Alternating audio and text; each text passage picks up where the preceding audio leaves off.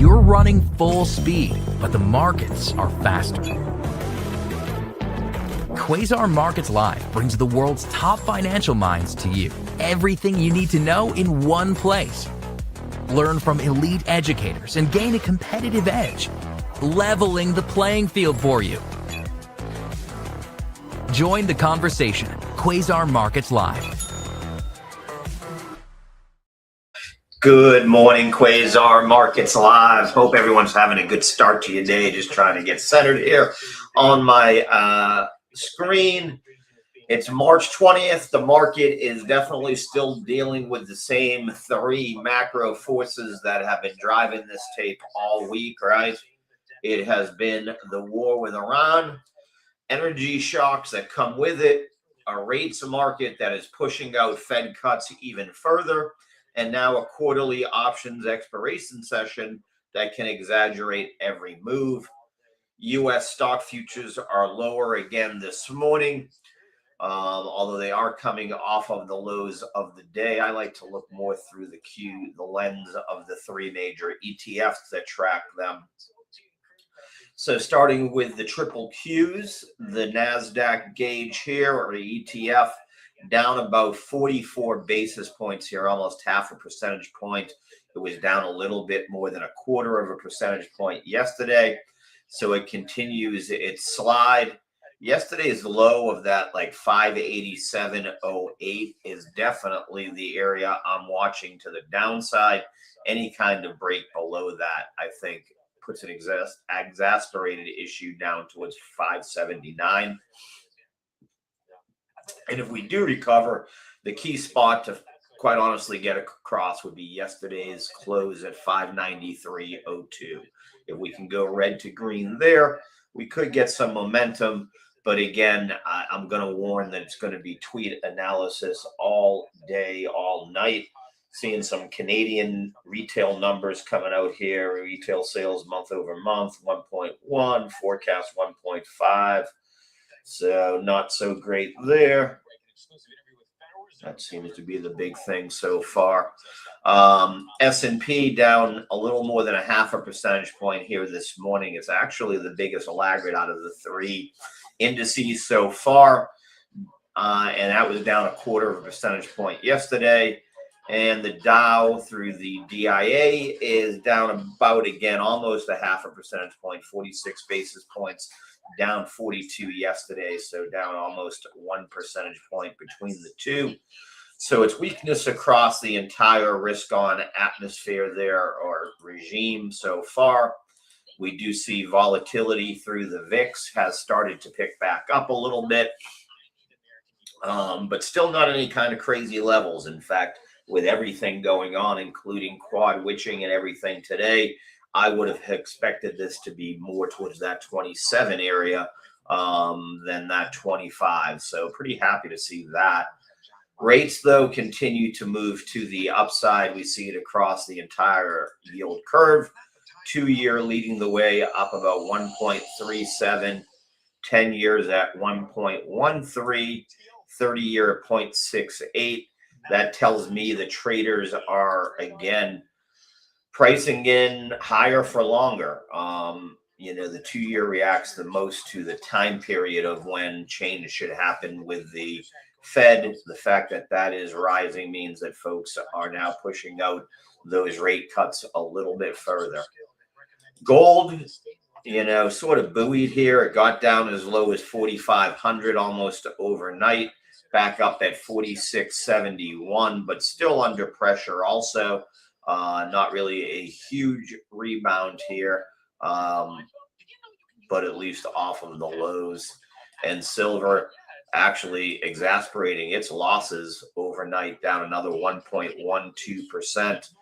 Little deceiving because over the last several hours it's moved up from that 65. So here you almost got a double bottom at that 65, 60 area on silver, but those trades continue to break down pretty hard. Not a ton of movement on oil from our close yesterday. We're at 94.045. So right about the same spot where we closed yesterday. And Brent at 103.375, same type of situation, right about where we closed yesterday, maybe a little bit lower, a tick lower or so, but and that volatility continues to be in play, and you keep to get more, you know, talk about how long it's going to take to repair Qatar LNG capacity. Luckily, there was not any kind of escalation when it came to the bombings of those. Although I now see Bloomberg just announcing Trump weighs Karg Island move to force Iran. Trump administration is considering seizing or blockading Iran's Karg Island to pressure Tehran into reopening the straits. So we'll see. We'll see how that goes. You know, hopefully, man, that's a little bit of an escalation too. And Bitcoin and Ethereum have done a pretty good job, crypto in general, of holding up overnight. Bitcoin got as high as 71 and change, and still at about 70,439. I would say, though, under the surface, on the negative aspects, ETF outflows again across Bitcoin's ETFs in the US. That was a negative. Spot volumes, there wasn't a huge amount of spot buying. I saw most of yesterday's action and today's action so far has really been the perpetual futures and the liquidation chop that's sort of set in there. If we break below 70,000, like 150, I think that's sort of your line in the sand. Break below that, and I think we do head to the downside. Stay above it, and I'm cautiously bullish at this point. So that's sort of my view on it today. We might get news out of DC. I'm hearing rumblings that maybe the Senate Banking Committee has come to a quorum or a decision to move forward on the clarity bill and what that's going to look like. So if that does come out of them today, that could push us if we're looking for something that could move us to the upside. I will say the coverage of STRC, the credit instrument from MicroStrategy, continues to sort of dominate Twitter. My fear is that, again, those flywheels, when they're working and pushing the price up, it's great. But when they unwind, they tend to unwind in just as dramatic a way. So there is, you know, my fears when it comes to that component also. So that's just something to keep in mind.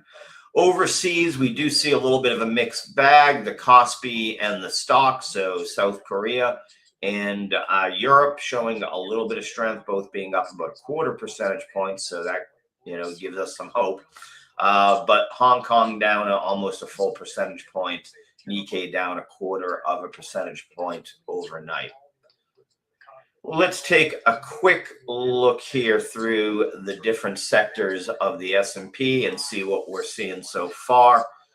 We do have a third member of the green crew now. We only had two earlier when I was looking. So energy, with everything going on, continues to be one where we see strength. Yesterday up over 1.5 percentage points, up another 0.5 percentage point almost this morning. So XLE, the energy ETF, still moving to the upside. We do see a rebound here in materials today. So they were down pretty heavy yesterday, down about 1.53. A lot of that with the sell-off on gold and silver, and then the corresponding sell-off on the mining stocks that go with it sort of gave that same type of look. And we do see now that consumer staples has eked to the upside. And if I had to put an answer to that, it's going to be FedEx, that we'll talk about in a few minutes, coming out of their earnings reports last night. Has that sector moving slightly to the upside. Starting with the Mag 7, man, all red yesterday, all red again today. So mega caps still under pressure here.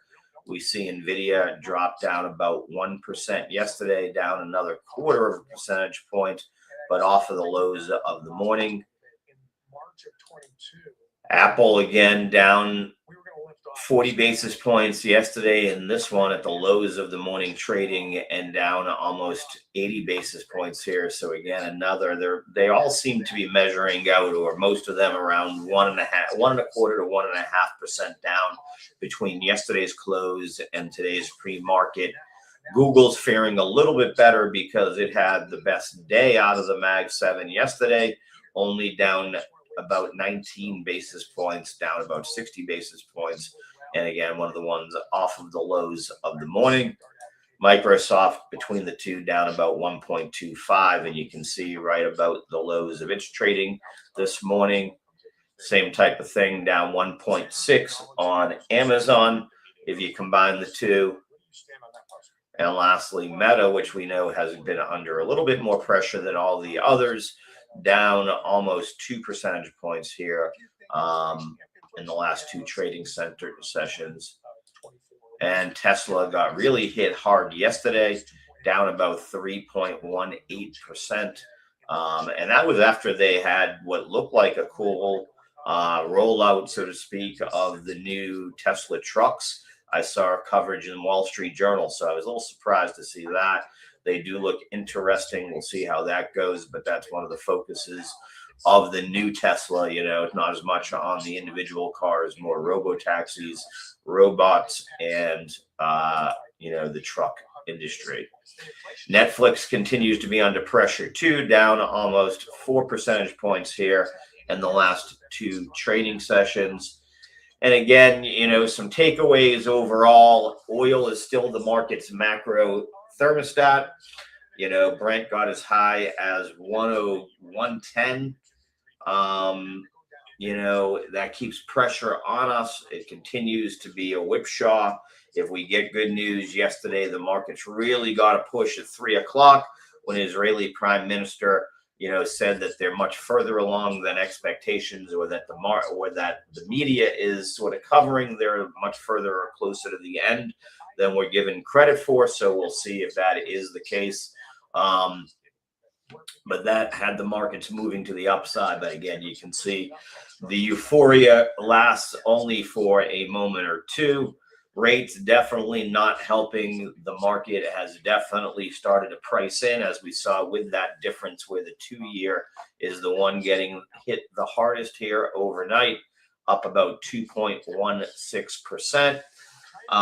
So they're pricing in the new Fed expectations. Traders have shifted the next expected Fed cut all the way out to 2027. And we're seeing now that, through FedWatch, futures are showing a 77.8% probability it's staying at its current level. So definitely doesn't look good there. And today you're going to see a lot of coverage on, it is quadruple witching day, meaning stock index futures, stock index options, single stock options, and single stock futures all expire together. Somewhere over $3 trillion worth. But as Scott Bauer pointed out yesterday, it is, keep in mind, a lot of that unwind has been happening here over the last several sessions. Institutions don't wait to today to make that, move. Retail might, but institutions have been making that transition and rolling things over the past week or so. So that one is maybe not as much. And the setup so far is definitely looking defensive. No real panic yet. We're not seeing that capitulation. BigBeat spoke yesterday. When you'll know it when you see it. It's one of those things, you feel it. You can tell the capitulation. I think we have traders very much on edge. I think that they are too tied to the news. And what I mean is every tweet, it's up, it's down, it's up, it's down, it's up, it's down. The volatility, the choppiness is just really big. I do see Fed Waller is speaking now, advocates for cuts again later in the year if labor weakens. Markets haven't shown any unanchoring of expectations. Okay. So we got that going on. What else did I have in my notes here? Well, let's start to look through some of the movers here today. And let's go into the story. Most people will be talking about SMCI. You want to talk about a company who is a walking black swan event. It is SMCI. First it was their issues with the SEC, and then it was issues with, their production. And, if you look at their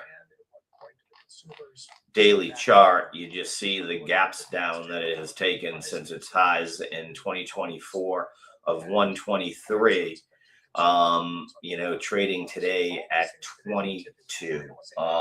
That's insane, but if you haven't heard, one of their co-founders and two other employees, they are being charged with involvement to divert U.S. assembled servers to China.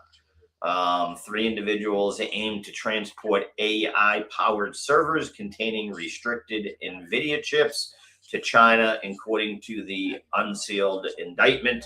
An Asia-based company bought about $2.5 billion worth of servers between 2024 and 2025, which were then repackaged and shipped to China, the Justice Department said. Among the individuals charged was, as we said, Senior Vice President of Business Development, as well as being one of the co-founders, Wally Liao, and the 2 others were sales managers in Taiwan. SMCI, I will stress, has not been charged in this themselves, and they immediately put the employees on leave as soon as they learned about it. They weren't named as part as being the defendant. And what was bad for them might be good for Dell, and as a sympathy play, because the biggest competitor in that AI server rival is Dell. So they're up about 4.24% and 5% yesterday. So if you're looking for the 2 plays there, it's the downside SMCI, upside on Dell. Again, this played out overnight, so there isn't probably too much meat left on these bones. But it is, is positive for Dell without a doubt.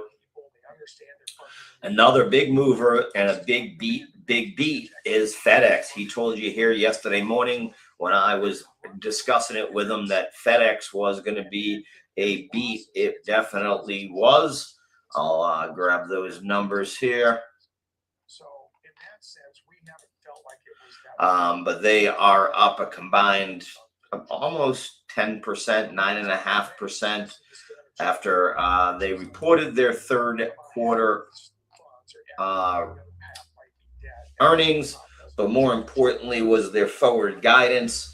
They announced fiscal third quarter earnings per share of about $5.25 on sales of $24 billion in revenue. Wall Street was looking for about $4.15, so by over $1.25. Nice beat there.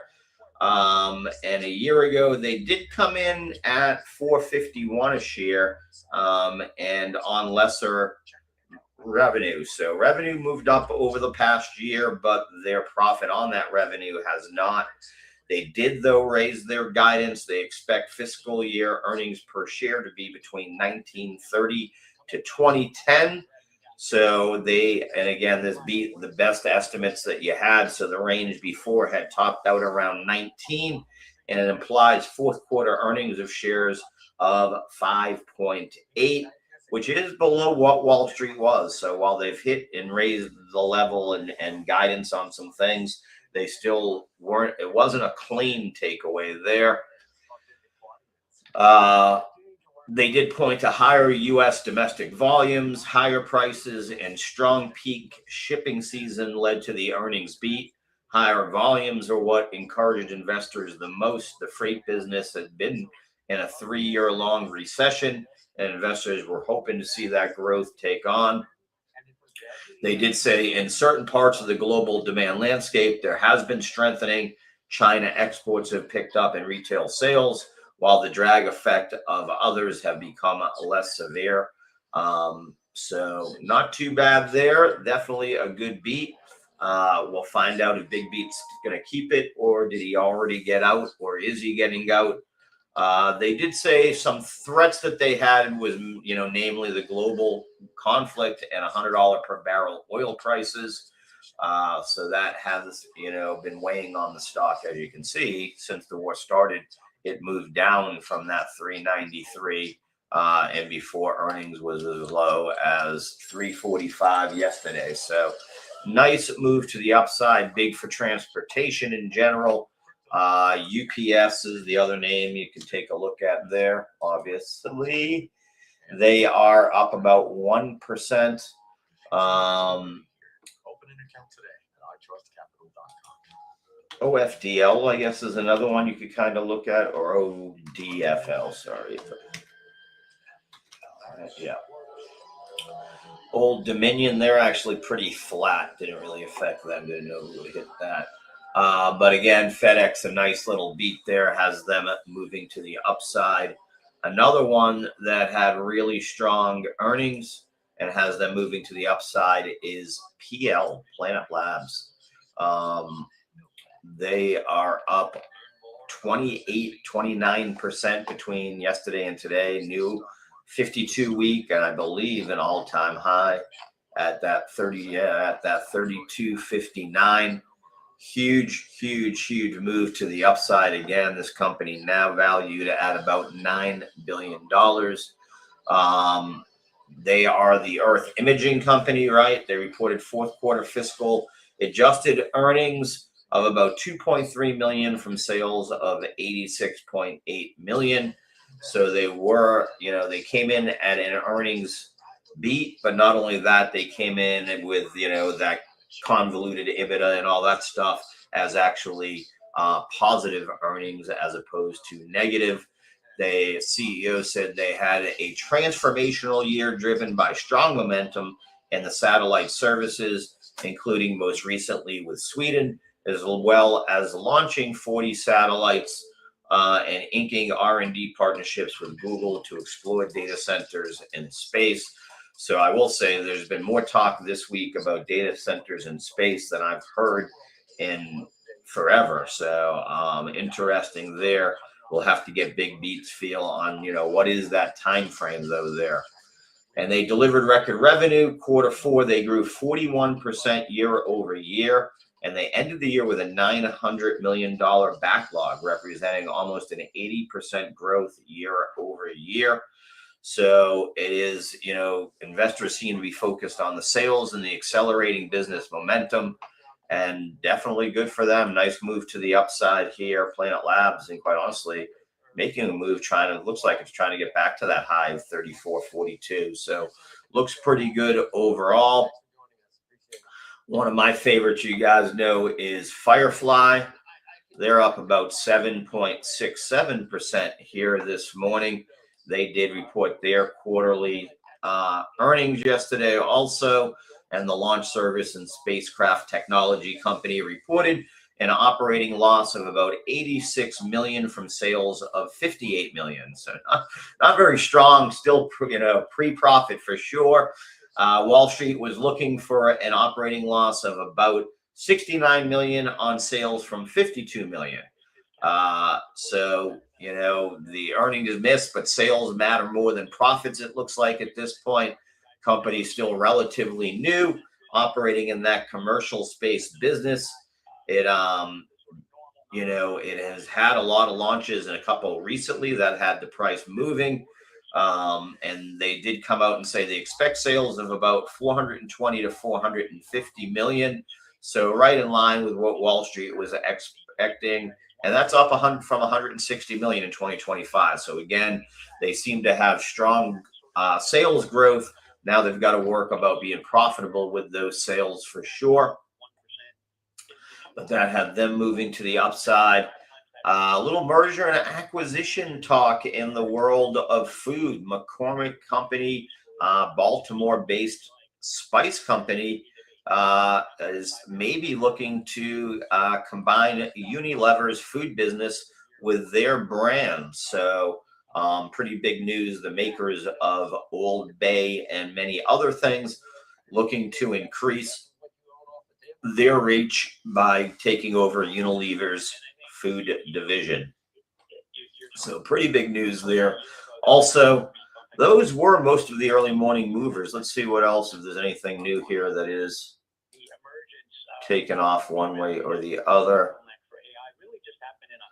In general, you know, the negatives again have been focused in a couple of different areas. Some of the defense names are getting hit here today, especially ELST, the Israeli company. We also see some of the software companies, Credo, Weibo, Applied Digital, Pony AI, Intuit getting hit here. They're all down about 1% this morning. So those are the ones I see mostly on the laggards. On the sides of the gainers, you know, Dell and ARM would be another one. I forgot about that when I was talking SMCI. ARM up about 4% on that news. Same thing, Hewlett Packard. So it looks like SMCI's bad news has been good news to their competition, obviously. So we do see, you know, Tower Semiconductor, TSEM, ARM Holdings, ARM, Hewlett Packard, HPE, all moving to the upside as, you know, the alternative play there. Those are the big ones. We're getting a little bit of a comeback by some of the mining names that have been really hurt, as gold and silver has sort of, you know, leveled out over the last 24 hours and stopped the declines there. Let's take a look here before we get BigBeat in one more time through our main indicators here. The VIX at 2465. So while it's slightly elevated, not nearly as elevated as you would maybe think it would be, rates continue to move to the upside today, putting a little bit of stress on the risk on assets. Dollar back below 100, but sitting firm in that 99.45 area.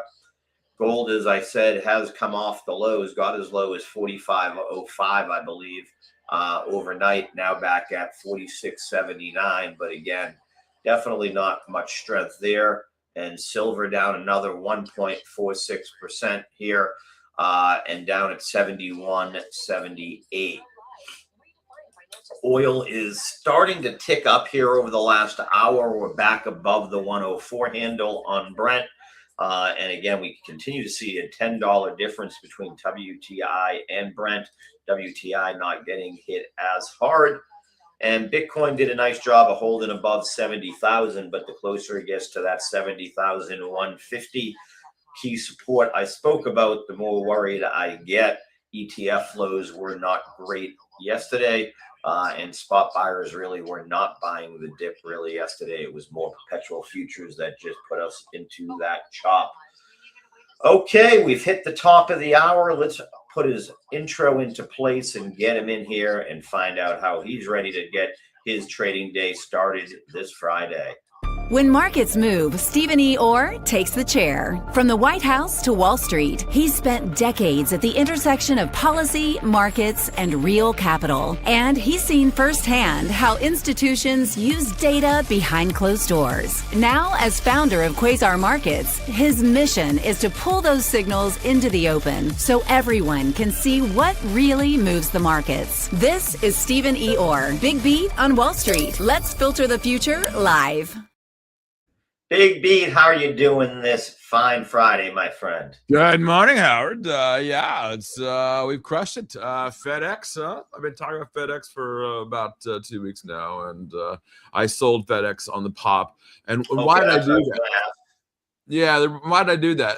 Very simple, and it's the same thing. If you're watching Quasar Markets and Quasar Markets Live, you heard from Bubba yesterday, saying it a week ago yesterday, saying it, Jim Iorio was saying it, everybody's saying it, that anything that moves up, pops up, sell it and short it, right? Because things are, people just are, they're struggling, right? And they're using the cash. But, and of course, we already see that now. We're already seeing FedEx pull back a little bit this morning on that pop, and I took that money yesterday. And it may push up a little bit today, but to be honest with you, every push to the upside, I'm selling into it. Now, why am I doing that? Because quite frankly, when you see the markets do this kind of move, they are being sold off quite nicely in a way that it tells you that we are in a downward move. Now, this market is all about one thing. We talked about this the last few days, obviously, Howard, and that's oil. So oil, I cannot wait to short more oil. I think you've heard it from almost every person you've had on Quasar Markets Live now saying the same thing. Yeah, we thought kind of oil was going to go up, but nope, oil's going to go right back down. So get ready for that. And we don't know when it's going to happen. I mean, look, my crystal ball needs to be shined up over there. It's still in the corner, but look, I don't care. I know what's going to happen. It's going to happen. But you can't write the narrative. And I was reading earlier today about how social media posts are trying to write the narrative of this war. People are dying, things are happening. You can't write a narrative, right? You either get it done or don't get it done. And so that's why I'm a little concerned about, how do I play the oil market? But I'm short. I'm not heavy in a way that puts me in a bad position. I don't ever do that. That's stupid. That's risk management. But I do believe that you need to be very careful, and I think that's the plan. The same thing with silver. I didn't get nervous. I shorted more and kept shorting more, and then eventually, look at silver today. What's it at now? It's $72 an ounce, right? I mean, we were calling that dead right. Paper, and there's more paper than there ever. And I just saw the M2 numbers for money. The M2 number is, it's just absolutely astronomical at this point. I don't even know how to explain the amount of money the government has out in the public.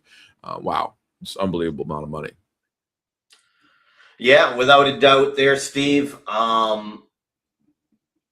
SMCI, we got a hit on it, right? Criminals. Look, yeah, what can you say? Let's just look at that. SMCI, what the heck were they thinking? Did they think they're going to get away with giving away the U.S. trade secrets? These guys are going to go to jail for a long time. And they should. And I think the president's right about this. That is a U.S. company, NVIDIA, and giving away chipsets, especially in this broader feel of the markets. I will say, it's like right out of a movie. He was caught with a blow dryer taking labels off. Okay. Yeah, yeah.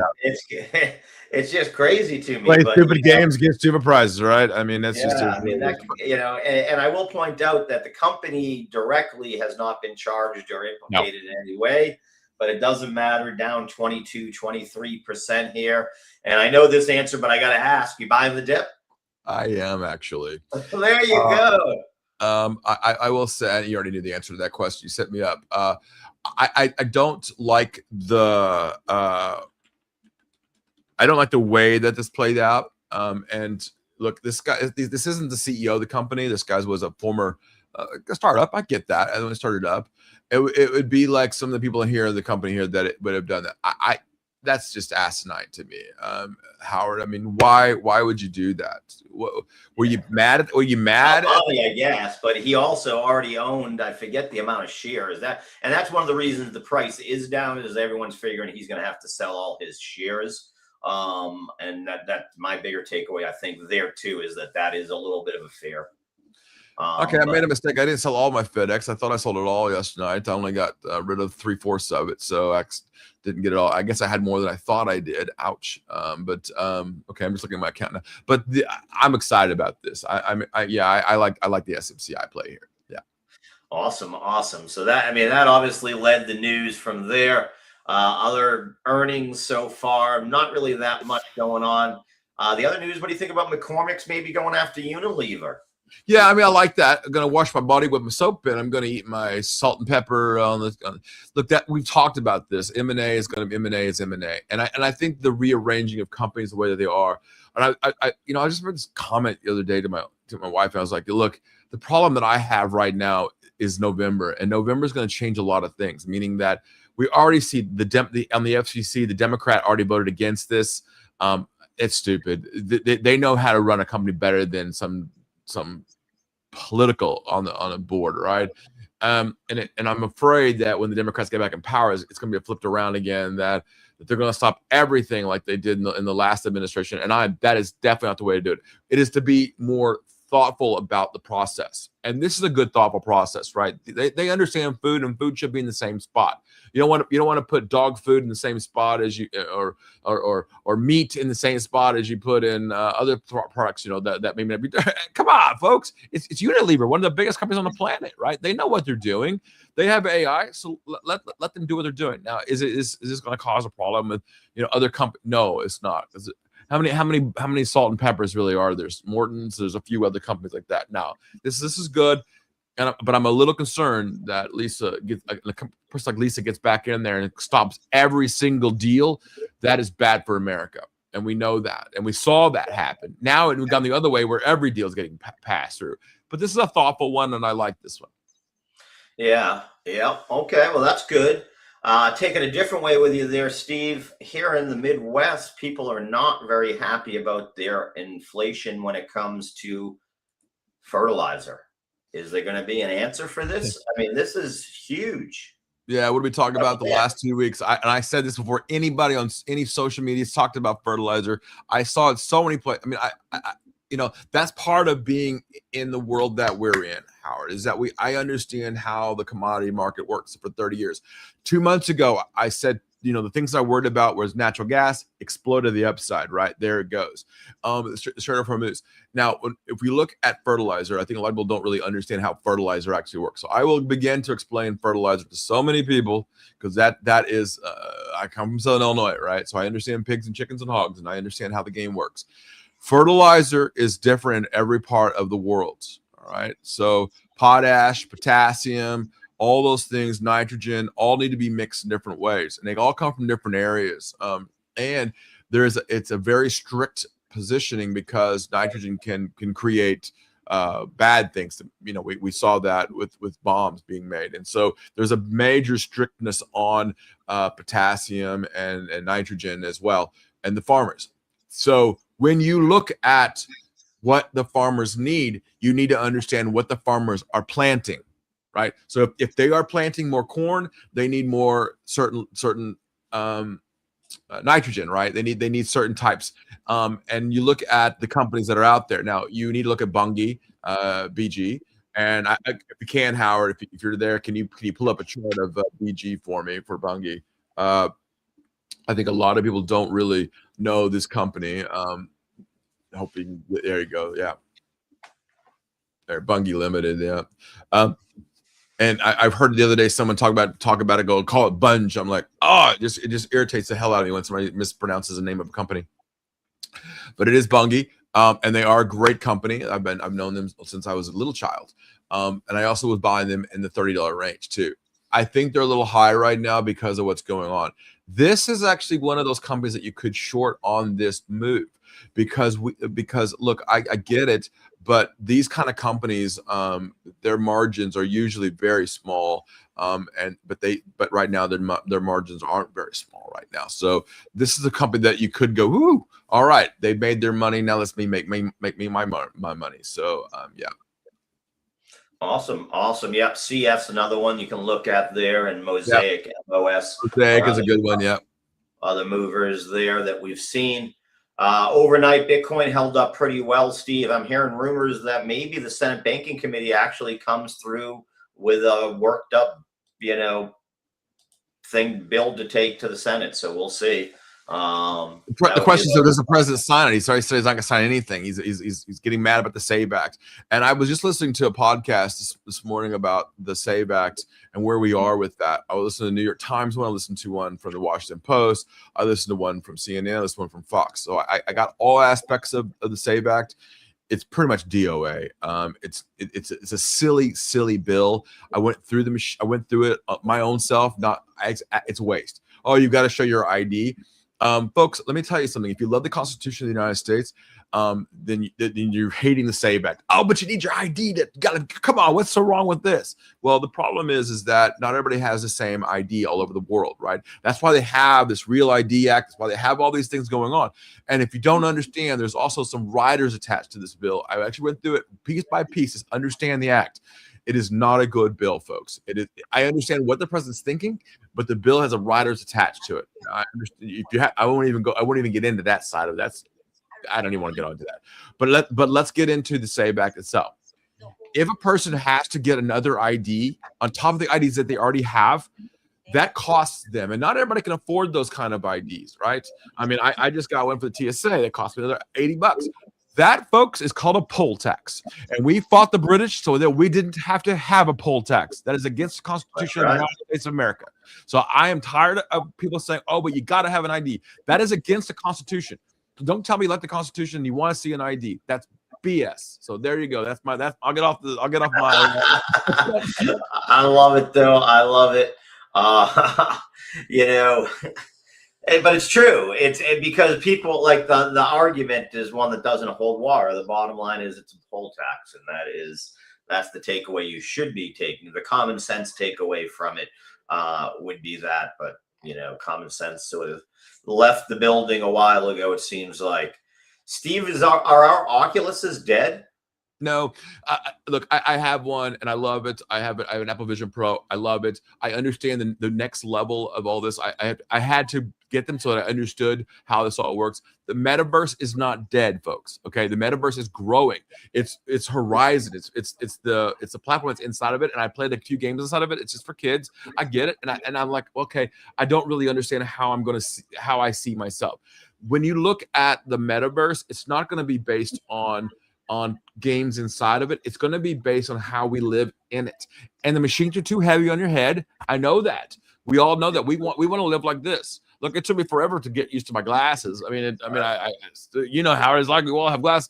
I don't like them, right? But I have to get used to them. And now I got the little thing on my nose, and then I get it. So we know those things, right? And people don't want that. They want wearables that are comfortable, that they understand, and maybe go over there.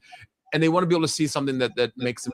They're not going to be in public they're okay with this in their phone, but they're not okay looking forward and not seeing anything. They want to be able to wear it, talk, still be social. So no, I totally agree with it. They made it, but they didn't screw up, right? Meta didn't screw up. Yeah, they spent $90 billion, but they did not screw up because now they have the technology for the future. They're just ahead of the game, but how they use it will be a lot different. And I think they'll probably sell it too to other places so that everybody can use this, the metaverse type feel. So no, I don't think they screwed up, but yes, Meta's doing the right thing by pivoting. And I think that's the key for a lot of companies that aren't doing this right. They're not pivoting. And I'll tell you, the company is pivoting right now is doing a very good job pivoting. And I've said this since the get-go, folks, and what's what we built here at Quasar Markets is ChatGPT.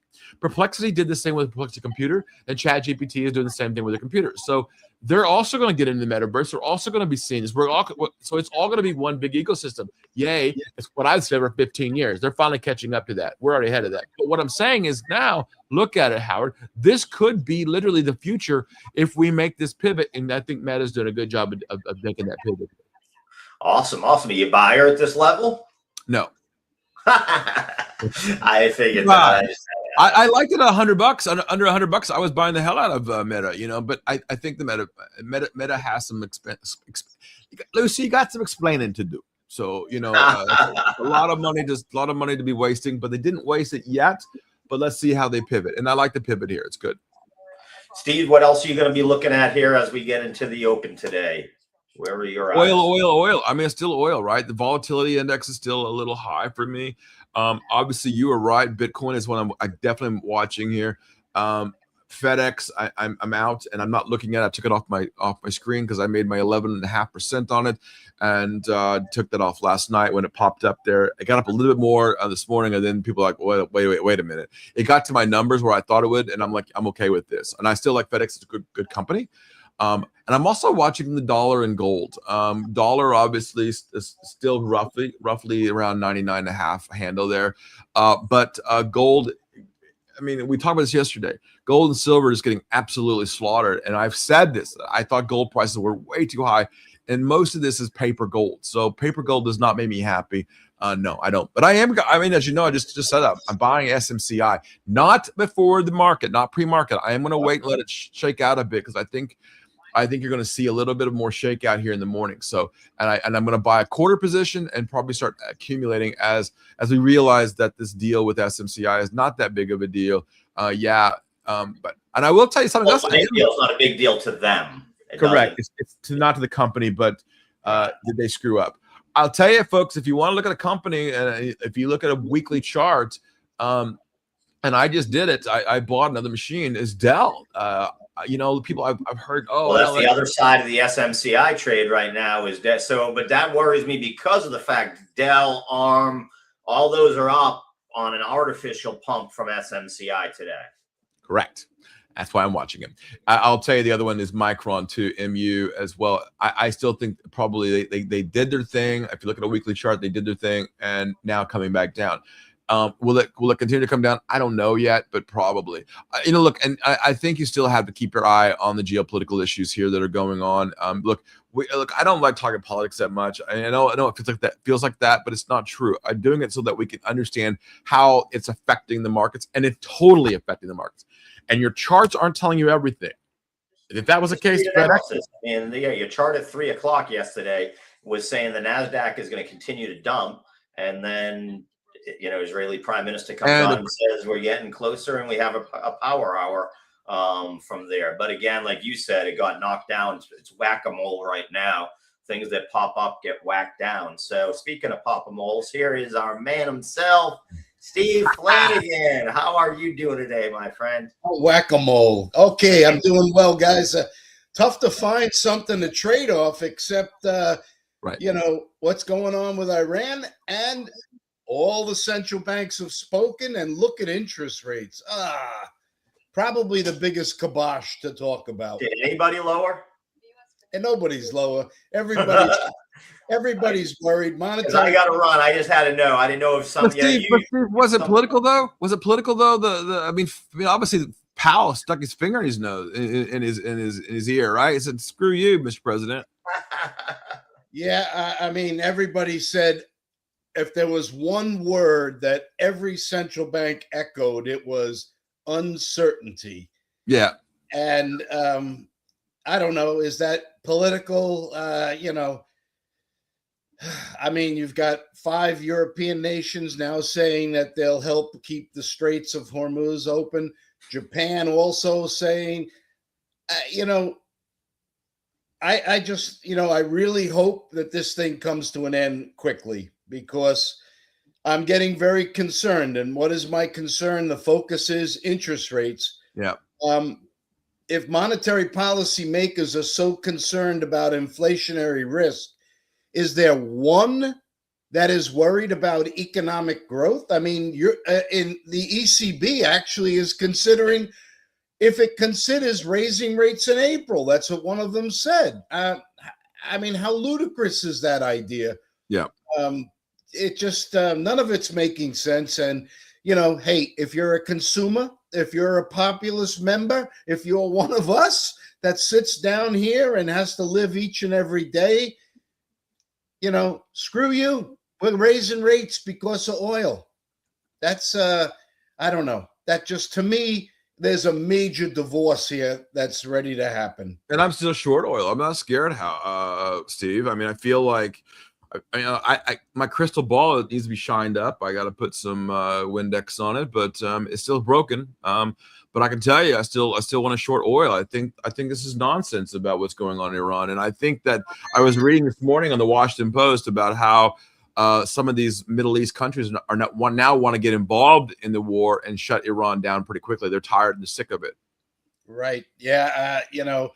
I do agree, Steve. I think a lot of people are very worried over the potential fallout and how this is going to spread. Going after a Qatari liquid natural gas place, which is the largest in the world, I think has spooked everybody. Hitting the Saudis. Yeah. What about the Arab nations? Will they all join in here? I mean, they're under attack now. I mean, you hear it from. I don't even know where it's coming from within Iran now, because, it's interesting that we're hearing a question here. Do the two of you have any thoughts on OPEC's and if it has any significance of potential moves post-event? Steve? OPEC? You talking about OPEC as an oil, or you're talking about triple witching today? Options expirations.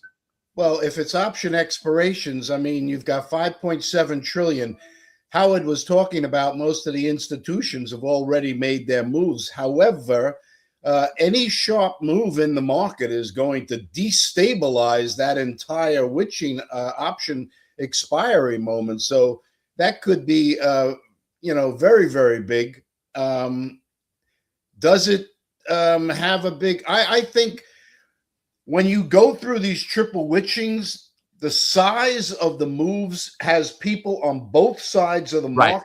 That's why I'm not too concerned about it. I agree with that. I would not be either, because it is not in their interest, and they have a huge capacity. But I think the question that James is maybe asking is, do you see a lot of these expirations? Do you think they're rolling over, or do you think they're taking their profits, or do you think that they're sitting on the sidelines? I mean, to me, I think they're sitting on the sidelines or rolling it over. I don't think anybody really cared about the positions too much. Yeah, I think a lot of the positions are defensive in nature, and there's no reason to take off a defensive position right now. So it would then equal rollover.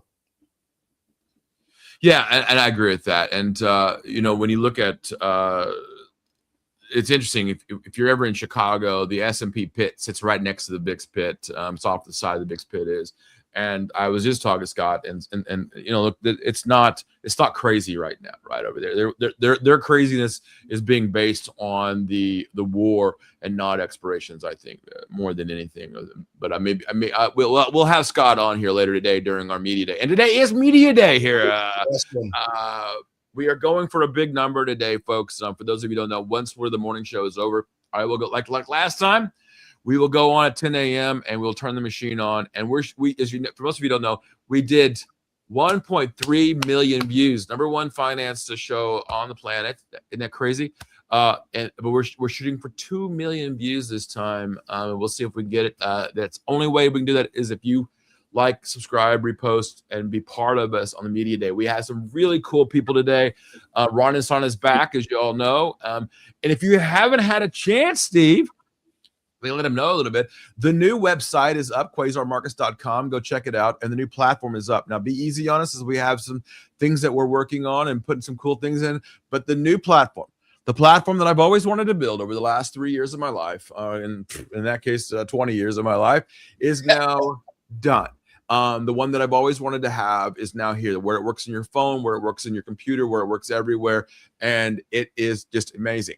Give us some time as we put in lots of data. We partner with the NASA, we partner with ICE, we partner with all the big companies around the world, including the Mag 7s. They're all part of us. We are super excited about what we're building and what we're doing. We don't believe that we should do this alone.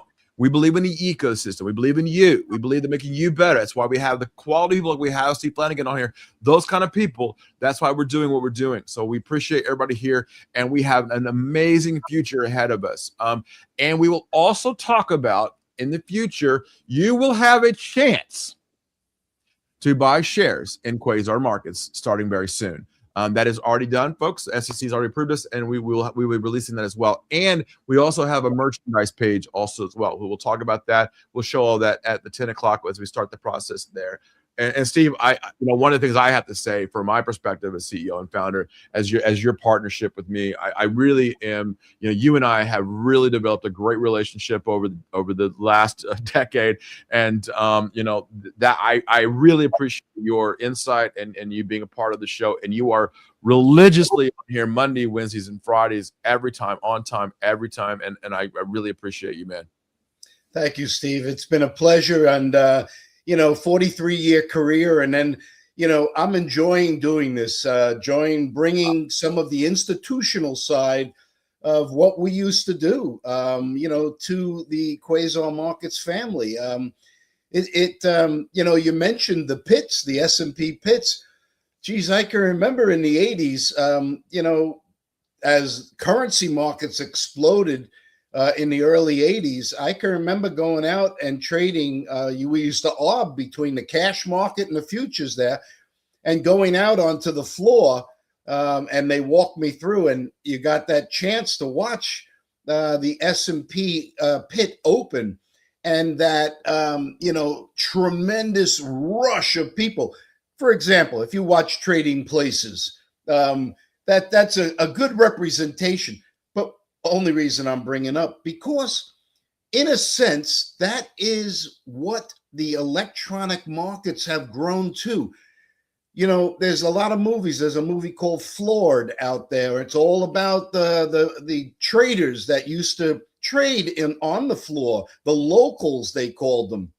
They'd watch the big institutions coming in with hand gestures and sending into the pit the order to buy and sell. And the locals would see it, and then they'd jump in and grab a couple of contracts.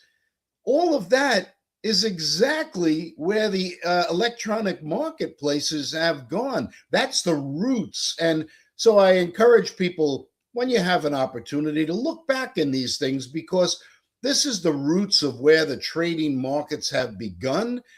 And you can understand, seeing that, how markets move today.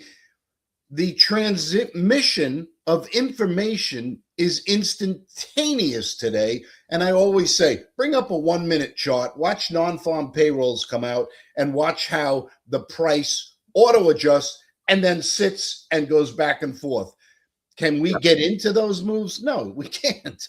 It's impossible. And I had to look around, Steve. I still have my Trading Pit hand signals book behind me that I first learned on back in 19. And I still miss the pits, right? And I want to bring the pits back. We'll talk about that during the media day, what we're working on. Folks, we're building things here. Steve's talking about it. The movie Florida, he's talking about it. I put it out there for you, the link out there. But yeah, Steve. I mean, I want to bring back that excitement. I want to bring that back, that institutional feel. I want to bring that back and give people the ability to do these things. And so that's what I'm super excited about. We have a question here. Thoughts on the Swiss franc? SNB rates now at 0, but the Swissy keeps strengthening due to safe haven status. SNB just going to intervene? Well, they're going to have to do something because the Swiss franc is, when we were trading, we used to say, any type of event happen, you jump buy Swiss. Buy Swiss. Why? Because, and just to be a little humorous, Switzerland would bring the dome over the top of the mountains and totally insulate themselves from the world. But that was the reason that we used, the way we drew out an analogy as to why you buy Swiss. Swiss is a great offset because of its trading relation within Europe. And the Swiss franc is, a haven of where it's kind of the intersection of where a lot of capital goes. Now, imagine that. They had interest rates at negative for such a long time, but yet money still poured into the Swiss franc.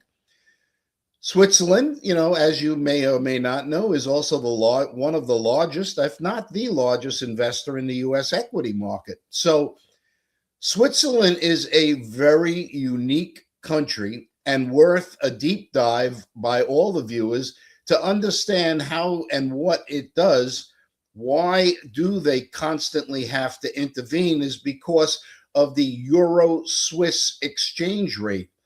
And I was at the desk when they broke the peg at 120. Let's just give a quick history lesson here. It was trading at 1.20, and every time it dipped below, the Swiss National Bank had to come in and buy euros and sell Swiss francs because it was unallowed to break below. That's called a peg, when you peg your currency. Well, they came out and suddenly said, nope, the peg is out. And the Swiss franc went from 1.2 in the this was the first test of the electronic markets, and they failed at this point. It traded all the way down to 0.0185 and then all the way back up, where it then settled, where we had to unpaper a lot of trades in the world's markets, and we put the low in at 0.085.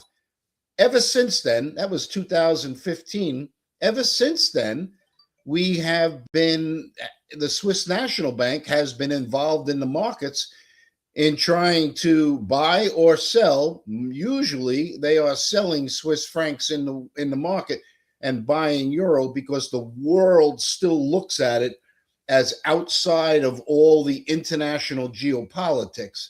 And that's the history, a quick history lesson of why Swiss is so popular, even at 0% interest rate. So watch the Swiss franc. It's one of the issues that I percolate in my head about a big problem in the future, because sooner or later, things come to roost. And I do get concerned about Switzerland. Okay. All right. You do get concerned about Switzerland. I don't know. I get concerned about them. They, as you said, they stick their head in the sand and they don't want to be part of the world when the world goes bad. I mean, that's why they are who they are. So I totally understand that. But, let me ask you this, and I really do not know the question of this. What is a more safer haven what hits the fan? Is it the dollar or is it the Swiss franc? Well, right now it's the dollar. Right. The Swiss, I mean, what this event has shown us, and we can talk about the dollar index around the 99.40 level now, I believe. The dollar has clearly shown that it is de facto place safe haven currency. We're looking at it now at 99.51 and a half here. I agree with you, Steve, on this. I don't really know the answer to this question, because sometimes the Swiss franc is literally a safe haven, right? Absolutely, Stephen. And the dollar Swiss rate is still well under parity. I don't have a Swiss rate right here in front of me, but it is not trading. It's trading below 1.0. So Swiss francs are stronger than the dollar. So 1.2694 right now, the franc to the dollar here. What was that rate, Steve? 1.2694 here. That would be dollars to Swiss. That's right. No, Swiss franc to the dollar. That's correct. Yeah. Yeah, Swiss francs to the dollar. So Swiss is stronger.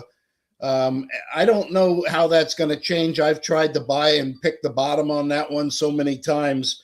It's just one of those trades one morning, very much like the SMB event. One day it will move. But for now, Swiss is probably a very good safe haven of where people park their money. The problem is you earn nothing. There's better places. When I'm in Zurich, I wish we would get back to about under par. Those of you who don't know what parity or par means with us, that means 1-to-1, right? That means right. 1. So right now, what he's saying is that the Swissy is, sorry, institutional talk. Sorry, the Swiss franc is at 1.26. So it takes $1.26 to buy. One Swiss franc. So it's very expensive right now to buy the Swiss franc. Now, if I look at a monthly chart right now, we are getting very high. The high right there would be 140. That would be super nonsensical. That would be back during, and as Steve talks about it, there's 2011, right? So these are times when, there's 2015, and you can see all the way back. And if I pull back all the way, this is normal. What Steve's talking about, normality here is where the dollar is more powerful than the Swiss franc, and that's what normally it is, right? And so that's why he's saying that. And thanks for that question too. But that's a great question, by the way. Yeah, this is interesting, Steve. How's the open going? Right now, we're seeing the Dow and the SPU and the NASI here all down, but pretty not a weekday. I don't think it's not a pun not intended, but you can see here throughout the morning here we're seeing a little bit of weakness here with the Qs with technology. I am long SMCI from 2230. We're at 2210. I might buy a little bit more down here. I think for me, I think that the selling on that news of a person who's not even really no longer really affiliated with SMCI. I think this is kind of nonsense of the selling here. Now you can see that the average volume here is 26.61 million. Today's volume already at 50 million. So I think that the retail trades are getting into this and making big mistakes. And I like mistakes. I take advantage of silly trading. So I'm definitely long here on SMCI, and I'm probably going to, I'm going to do it right now, Steve. I'm going to buy a little bit more SMCI here on this dip. So here I go. And I like this move because I think we're there where the bottom is. I said I wanted it to shake out in the morning. And I think for me, I think that it did shake out. So yeah, I am averaged in DCA, dollar cost average in okay, there it is. 1222 is my DCA. So I think we're good now. All right. And of course, there's 1211. So nothing crazy here. I think we'll just watch it play out. But this is another move, I think, over the next couple of days as they realize that this is a nothing burger as well. And I'll probably take a couple of bucks out of this. Because I have that many shares now. All right, Steve Flanagan, let's get to it. Big day here for Media Day. Yep. What when you look at the future of the markets right now, and I am keeping my IQs are pushing up here just a little bit. The short bond here, 10-year 4.324 here. The question was asked earlier about safety, right? And obviously, the dollar becomes a safety haven, and of course, this question was asked about the Swiss franc. But the bond market is the rates are going up. It doesn't seem like the institutions are buying bonds to protect themselves. That's why they're raising the rates, right? This is a perplexing problem right now, Stephen. Yeah. This is why I have to say, I look at the glasses half full all the time, but I am working today. I'm starting to get a higher degree of concern, mainly because all the central banks are now talking about, raising potentially rates or at least being very hawkish. I'm concerned overall that I'm watching unemployment levels. That's the best barometer I can say if this situation continues. Australia raised rates 2 in a row now. And guess what? Unemployment comes out yesterday, and it's 4.3%, up from 4.1. And this is a concern I have. And what's going to happen to equity markets if this hawkish talk begins to entrench itself? The central banks, as we talked on Wednesday, I don't know. I believe that they are orchestrating and running us right into an iceberg. They're all concerned about inflation. I went through every single central bank. Maybe I could talk more about it later today on Media Day, but I didn't see anybody really highlight the word growth. I didn't either. And that's very worrying to me, Steve, especially with the markets, with AI. As I see the future, a quantum convergence of all this technology coming together. But as we always would say, war is the one chicken bone that gets caught in the throat. So I think we're closer to the end. And I think that, the United States and Israel have, kind of put us into this. I think we're going to be much closer to the end of it, whether that's a negotiated settlement end or I'm not certain, if Iran is going to back down. I mean, they're claiming that this is going to go on for the rest of history. But see, real quickly, I just sold my SMCI in this pop here. Congrats everybody if you followed me into SMCI here. We had a nice dollar run here. I made it very clear to everybody here what was going to happen. If you followed me in here, kaboom, kaboom, kaboom, kaboom, kaboom. This is really good, folks. I like this.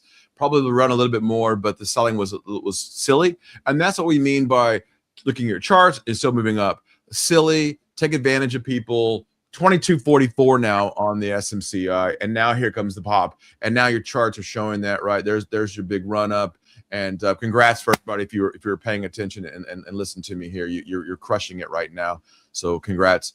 Steve, I'm gonna call you out. I'm gonna ask you something, and this is in your wheelhouse. okay.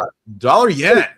Yesterday, the president, and you support him, made a very bad joke inside of the Oval Office about not informing us of World War II and the bomb in Pearl Harbor. That was not a good comment. How does that affect the dollar yen here? Steve, it was one of his typical offhanded comments. And for the record, I always support the president, regardless of who it is. One side goes to the polls and wins, and whoever that may be, that's our president for 4 years, like it or not. I was a little shocked at the comment because, as Steve, as you're well aware, in the Japanese culture, that is a really right across the brow shot to make in public. Those things are usually behind closed doors, not in public. So I think it was just, bringing a little bit more pressure to bear, just like he has with the comments on NATO recently and not supporting us. In particular, wow, did he bash the UK? He did.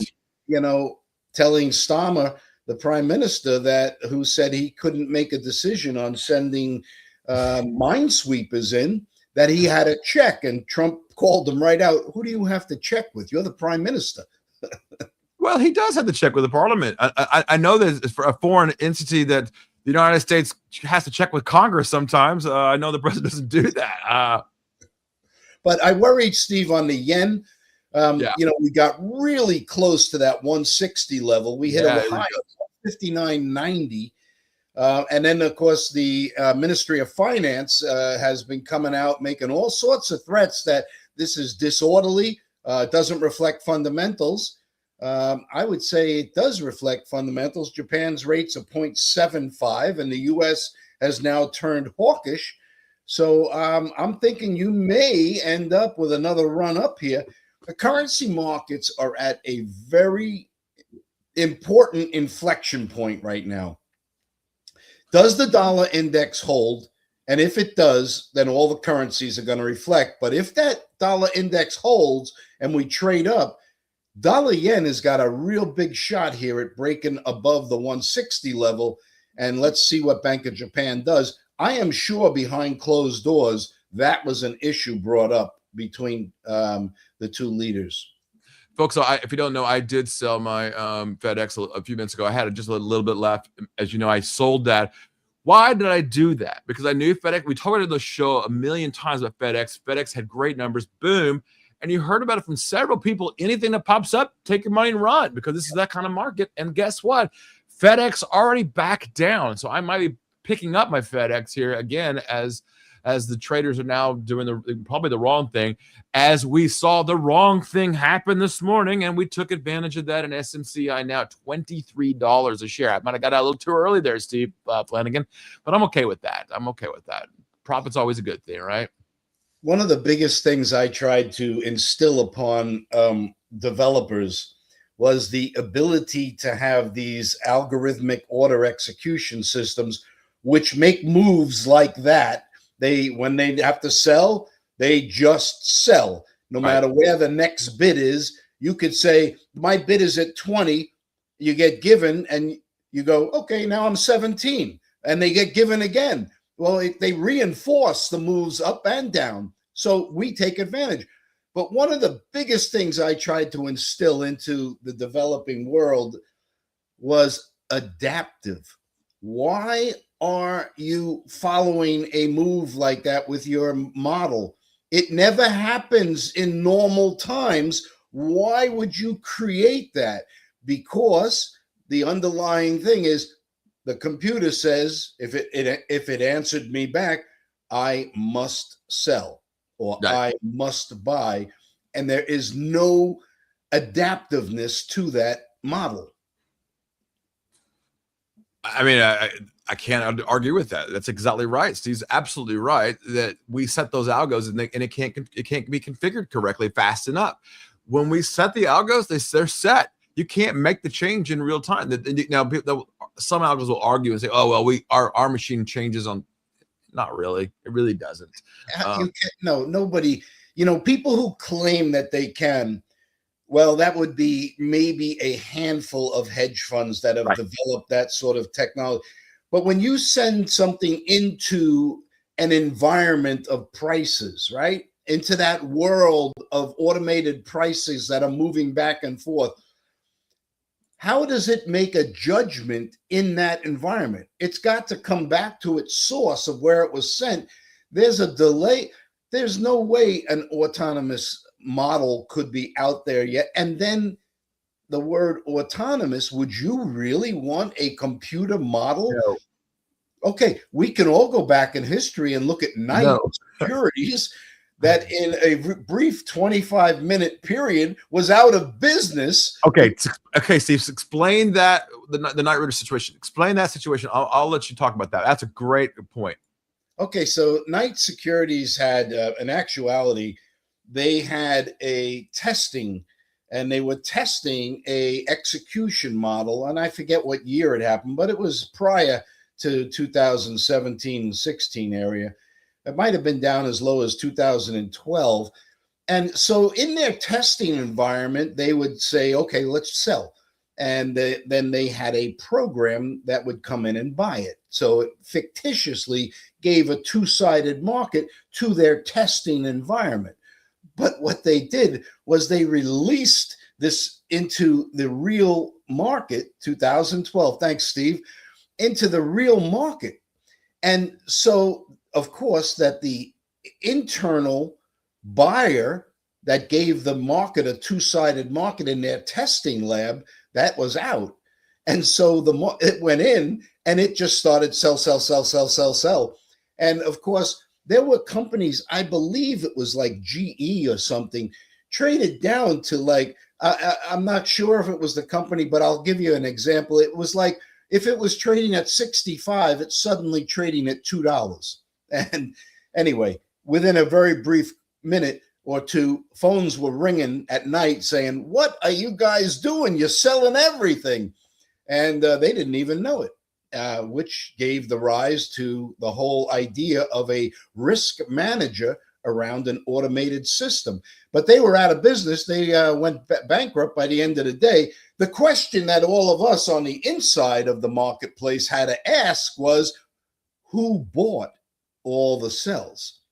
And that's when we learned in 2012, that's when we learned that inside the marketplace, there are hunter-killer models that simply look for anomalies that computers cause and take the other side. Because of mean reversion, they should never happen. This move real quickly, Steve. I just got new news here that we are now seeing the Pentagon is sending thousands of additional Marines now into the Middle East now, probably going into the Strait of Hormuz. That is affecting the bond market right now. We are seeing a little bit of a move, not much here. A little bit of selling here, but I'm not seeing much here yet. We know this is going to happen. We knew this was going to, and I'm okay with boots on the ground, protecting the strait. Iran saying that they're going to charge us a toll to go through the strait. They can kiss our behinds. That's why we're doing what we're doing, right? So, yeah, okay. Yeah, Steve, we got about 10 minutes now, the top of the hour. What are your thoughts here going into the day? Which we see, obviously triple witching. Obviously, news is coming pretty fast here still. And of course, I'm going to harken back to the day when the story you guys like to love to tell is the guy falling asleep on his keyboard. We'll bring that back as some stories from the brokerages back in the day.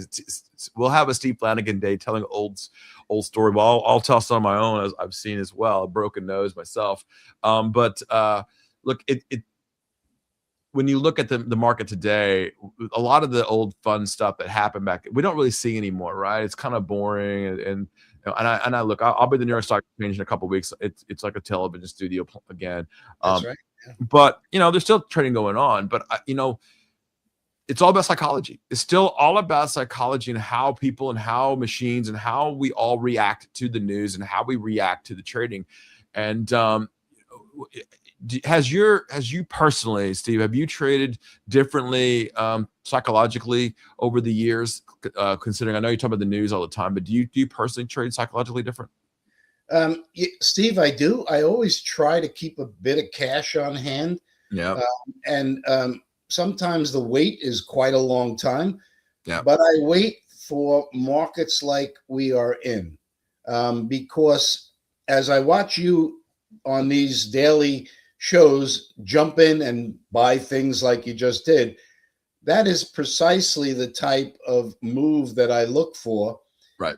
As an investor, I try, as much as I traded second by second, couple of $100 billion a day. I try to get out of that world, because that world has you absolutely glued to a keyboard. And this is what that life, if you ever want to be an institutional trader, trust me, you may look relaxed, but you are every single move that happens in the marketplace, every single news item you are reacting to. I don't like that world anymore because it frays the edges. It does. So I do look there's the reason why we have gray hair, Steve. It doesn't get put on there, right? This is right, Steve. Microsoft just hit the target you said it yesterday. We buying? Not yet. No. Look, we just saw this news popping through, and you can see here I'm looking at 588 and a quarter here now in the Qs. I'm still not there. Let's do that if we want to. We can look at Microsoft for you. I love that side of it. Let's just pull it up for you. And I appreciate you calling that out, because I did yesterday. Those were the numbers. Let's get down to it. Right, here's the numbers that we talked about yesterday. No, I still think we'll continue to sell off here. Actually, you can see here what I'm talking about. Those are the numbers. My numbers are right there. Next number now would probably be down all the way down to about 350-ish. But let's see if it can get the next level, which would be right around 376. Look, that kind of news coming out that no oil is coming through the strait. There's a problem coming on. That's why, and Steve just told you, right, that have cash on the sidelines. I have a grocery list. Now, on my grocery list, Microsoft is not on there, right? I just bought a Dell computer with Microsoft Windows, but that wasn't the big part of the machine, right? Chipsets are. So for me, I don't see what Microsoft isn't selling me anymore. So for me, I'm not a big fan of Microsoft, and that's part of it. Not just seeing it on the chart, but also understanding the news and understanding how are they making money. Are they making more money? So yeah, you're very welcome. Yeah, no problem. Yeah, Steve, let's get to it. I mean, the other side of that one, Steve, I like Microsoft. I really do. So no, there you go. Well, no, explain your thesis of why you like Microsoft here. I just think they're at the center of the world, and if my quantum convergence works out one way or another, that's a company that they're just going to move up. They may be a lumberer, meaning that it's not going to move, percent at a time, but it will trend up. It's something, and it's held by everybody. I think it's one of those stocks that all the institutions hold. So I don't see a reason to be dumping it. When it gets to an extreme level, I haven't bought any more, but I am a long-term investor. Well, I mean, if you think about it from Google's perspective of mobile apps, Android. If you think of Apple, but Apple has an ecosystem. How many people are actually owning desktops anymore? I just don't see that happening anymore. I mean, I do have one big one, right? But everything else around me is either a laptop or an iPad or an iPhone, and I think that switch is happening though. Yeah, I agree. But I believe that, the infrastructure that they're involved, the cloud technology, it's no longer the PCs and things. They've really been exiting that strategy for quite some time. But I think it's, the infrastructure that they're involved in, the ownership that they have in so many other companies. So, but again, I'm a long-term investor. I'm not a day-to-day trader. It doesn't look good on the charts right now. There's a lot of things that don't look good on charts right now. So, I worry. What does look good on the charts? If you there are a lot of people that just want to own something. If you want to own something, what would you own right now? Well, I've been watching the NASDAQ general. Okay, so I'm looking at the NASDAQ, and if you open that, you'll see all the bottoms right now on this recent. There's like 4 of them, and I'm very concerned on that chart. I don't know. Do you put another spike low in? I haven't looked at it this morning, but it looks like it's getting threatening to break again. And I worry that a break there. These are the things I think over the weekend. There's going to be a lot of discussion inside the closed doors of the White House because we're getting very close to break points where people say, I got to lighten up. And you think so? I was asked yesterday about capitulation. How do we feel when you and I know how we have a gut feeling when a capitulation happens. And I said, I don't feel like it's happened. 10-year now pushing higher here. But I don't, there's no capitulation yet. This could be a more selling here. We have not hit that capitulation yet. It's been a slow burn. The day where we see, and who knows, it's weekend coming up here. How do you want to position yourself over the weekend? Does a tanker get hit? Is there more oil fields hit, refineries hit? So there's a lot of weekend risk, but that weekend risk now is a double-edged sword, because if you are the person in charge, you definitely have to say, we are ready to tip the country, I agree, into a recession. Keep in mind, if all the central banks are now talking about inflation and hawkish, and even in the ECB of raising rates, their economies are only growing at 1.2%. So it doesn't take much to tip them into a recession. And then how prolonged does it become? And that, oh boy, I don't think we want to get to that point. And I think there'll be a lot of talk over the weekend that something has to happen. So I say there's a double-edged risk, because maybe we are in a slow burn capitulation, not one that we've seen in the past, but then a lot of what's going on is not what we've seen in the past, which makes these moves, and the models, they can't understand these moves because there's been no time in history where we've had these type of. I agree with that. There's nothing to look back onto. If you look at any of my, I have 27 AIs running, and they just cannot pinpoint a time in history like this. For the record, I'd like to just really quickly at the top of the hour, as you know, we're all going to switch over to media day at the top of the hour.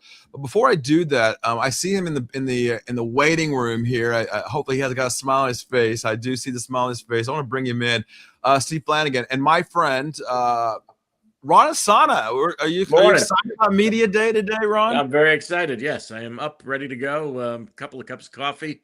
Boy, Ron Asana. I have pictures in the in the early 80s or mid 80s. It goes from gray hair to grayer hair to no hair. I love this. It's like a video ride picture. Goes from a full fro to this. Yeah. When you guys were up in the crow's nest at the American Stock Exchange, and I used to make that trip up there, and you had Maria Bartiromo down on the floor, bobbing and weaving with the microphone. Oh, yeah. boy. So the American Stock Exchange stuff, that was FNN? That was FNN. Yeah, absolutely. And there was a guy in the gallery who used to swear like a sailor over the feeds that we were getting from there. He was dropping F-bombs all day long. And then when we merged with CNBC in 91, Roy Blumberg was at the Amex covering the markets for us, because you couldn't get on the floor of the New York Stock Exchange until Maria got planted there. I think it was mid 90s. And a lot of bobbing and weaving. One guy actually inappropriately touched her and almost got fired from the exchange while she was in the middle of a live show. I don't like that side of it. Yeah. Ron, we got one of our favorite guests. Zora says, "Wow, Ron and Sana, big hearts to you." Loves you, watching you many years. Well, I guess I can tell you, Zora, you'll be happy to know that Ron's helping us here at Quasar Markets. Will be joining us we'll be talking about it shortly here as we bring out something very, very cool, and we'll talk about that at the top of the hour as we flip over here in a little bit. I'm excited. And look, the thing about Quasar Markets that Ron and I and Steve and I have always talked about is building institutional for retail and retail for institutional. That we build a place that just allows the real people on the real floors and the real talk about how this works. But yes, thank you, Zora. Ron is joining us. Thank you. It's big news here. But the new platform and the new way of doing things and the way that we're seeing the markets, and I'm excited about that, because what we always wanted to build here, and that was the vision and future that Steve Flanagan and I and Ron and I have had, and here we're able to do it, and we've got some great partners coming in, and very soon, shortly, you'll be able to invest in Quasar Markets. I love that too. So hopefully, Zora, you'll be buying shares of our company as well. Looking at, and of course you too as well. Thank you, AJ, and the rest of you. I see you. Man, the numbers are going up. I appreciate that. But we are going to switch over here at 10 o'clock. We're going to make the move here, and I'm going to turn off here and turn on the big. So give us about 2 minutes, and we'll see you here back on this. But again, Steve, Ron, I'm excited about the media day, and I'm excited about what we're building here.